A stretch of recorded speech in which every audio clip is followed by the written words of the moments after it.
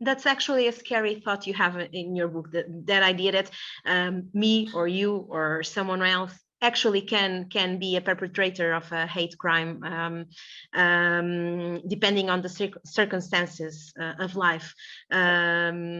It's not a good a good signal. A good It's not. I mean, what it tells us, I think, is that as individual human beings, we're inherently good people. I think it takes a lot to turn us into bad people. It takes a lot of bad experiences. It takes a lot of neglect, a lot of loss, a lot of isolation to make us into bad people. Mm-hmm. Naturally speaking, we're good. So if you look at World War II, some interesting studies found that as much as 80% of the soldiers in that war failed to fire their weapons. And those that did purposefully missed their targets. Mm-hmm. They would move away and shoot a wall instead of shoot a human, even though that human was the enemy. We find it incredibly difficult to kill. And when we discovered that fact about World War II and the unwillingness to kill, the army in the US and the UK and other large countries invested heavily in psychological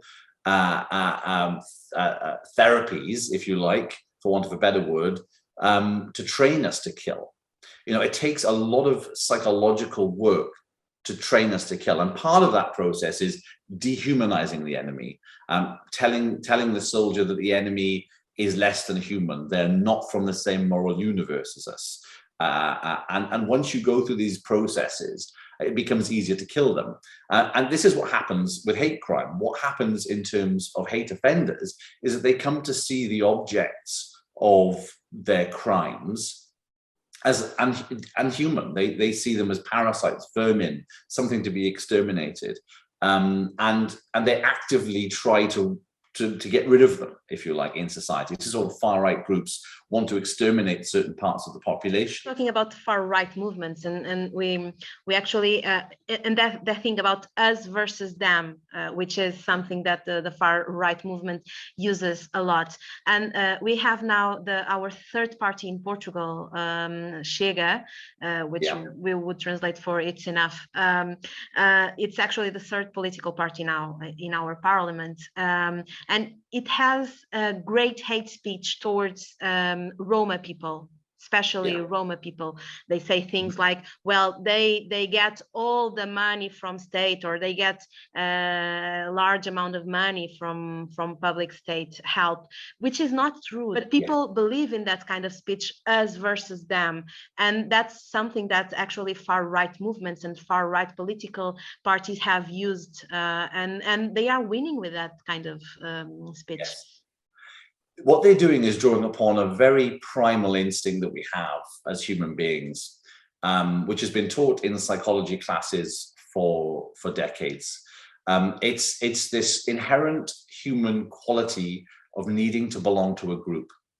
We are very groupish as a species, as are primates, and we don't know the difference between different types of groups. We don't think groups are drawn by racial, religious, or gender lines. We just want to be part of a group. And children actually become quite anxious when they don't belong to a group, regardless of the characteristics of the grouping, because this is an innate feature. And the reason it's innate is because as we developed as a species over hundreds of thousands of years, we were more likely to succeed if we cooperated with people like ourselves.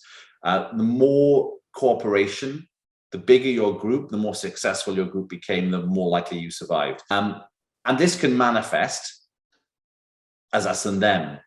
Once you're part of a group, there's always something outside of that group. What that is dependent on culture, dependent on what politicians tell you that outside group is. So politicians sometimes weaponize this groupishness that is known to be part of human nature.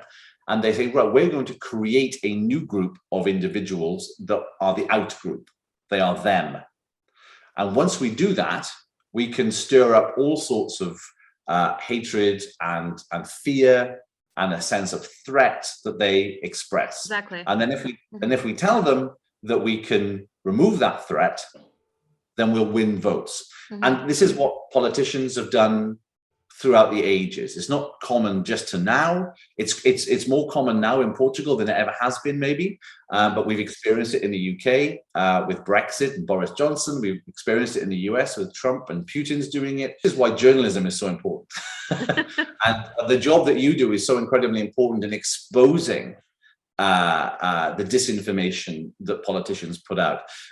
We also have academics and activists who do the same. So I think there are particular institutions in society, like the media, journalism, organizations, activist organizations, academics, etc., that have a key responsibility to call out disinformation when they see it, because we can't rely on every single member of the public to have the education or to have the skills to tell when they're being sold lies. So talk to me about that Hatelab you have in Cardiff University. Yeah. You study actually what's going on in the internet and how people react to videos and etc.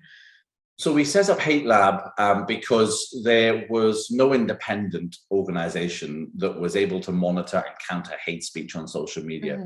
We kept relying on Twitter, Facebook, and YouTube to police themselves, to monitor hate speech using the same kinds of technology that the big tech giants use, so things like AI and machine learning, to identify hate speech automatically in real time, and then counter speech, working out what are the most effective forms of counter speech that citizens like me and you can use. Because the only way, I think, to really solve the problem on social media is not to get the tech giants to mark their own homework or get governments to pass laws that can fine tech giants. That doesn't work.